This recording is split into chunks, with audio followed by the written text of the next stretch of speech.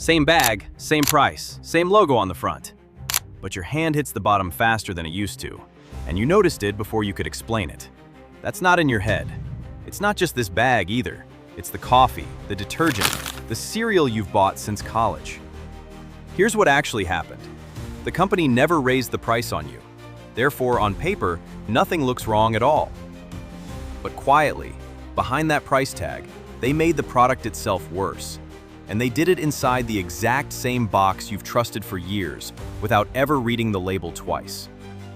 You already know shrinkflation. Smaller bag, same price, everyone's made that joke by now. This isn't that. This one doesn't touch the size of anything you can measure. Therefore, you can't catch it just by looking. And here's the part that should actually bother you. A company can legally make something worse, sell it at the exact same price, keep the exact same name on the front, and never once call it a lie. So who decided this? And why does nobody stop them? Before anything else, you're not imagining this, and you're not bad with money either. Same list, same budget. If anything, you've gotten more careful about what goes in the cart. But somehow, it still isn't enough. Researchers went looking for why, and it turns out prices weren't the whole story. The products themselves were quietly changing. Not one or two, but thousands, all around the same time. Chocolate that melts differently now, detergent that needs double the scoop, cheese that's technically still cheese, barely. Nobody voted on any of this. Nobody sent a notice, an email, a sticker on the shelf. It just happened, quietly, somewhere you were never going to see it happen. Therefore, you keep buying it, because on the outside, nothing looks different at all. And that's exactly the point. Here's the part almost nobody explains simply. Every product on the shelf is built off a recipe, and that recipe was never actually locked. It's a dial, and someone in an office far away from you is allowed to quietly turn it whenever costs go up.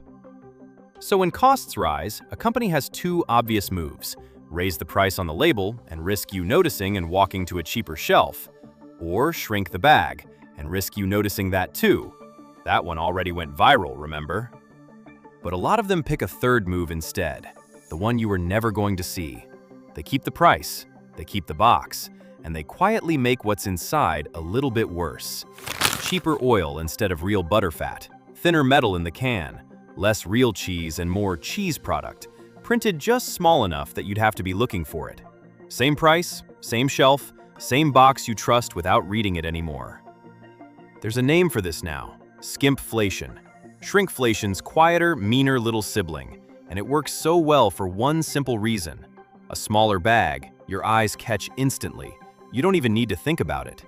But a slightly worse recipe, only your taste buds catch.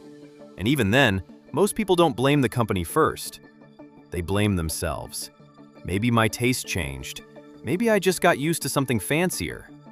Therefore, the confusion isn't an accident. It's the entire plan, working exactly the way it was built to work.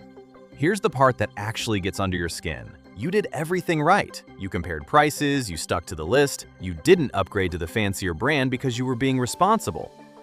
And you still ended up with a worse product for the exact same money.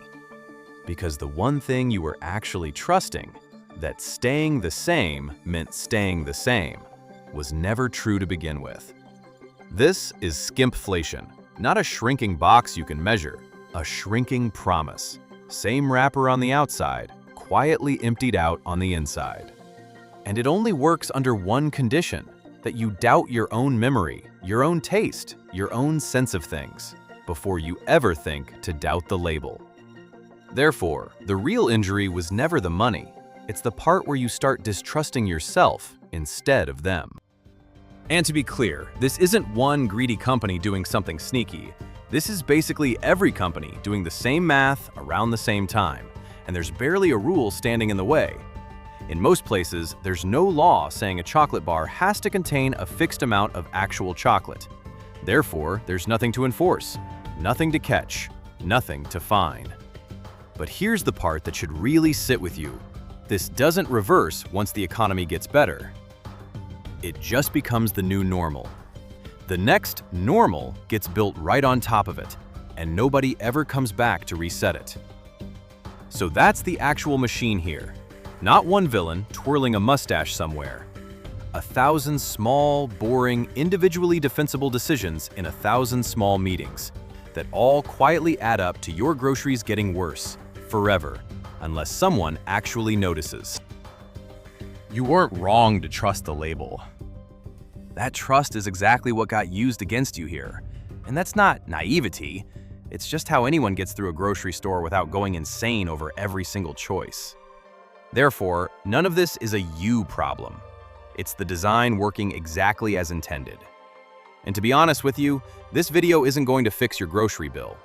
No trick, no app, no switch to generic tip undoes a recipe change made quietly in a factory you'll never see.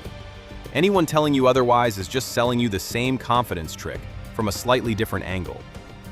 So here's the only thing actually worth taking with you.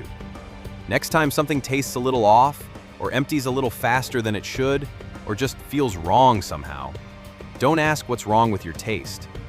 Ask what changed in the box, not in you. You're not losing your sense of value here. The value is what's actually shrinking, quietly, on purpose, while nobody's watching. So next time it tastes different, what are you actually going to trust? The brand on the front, or your own tongue?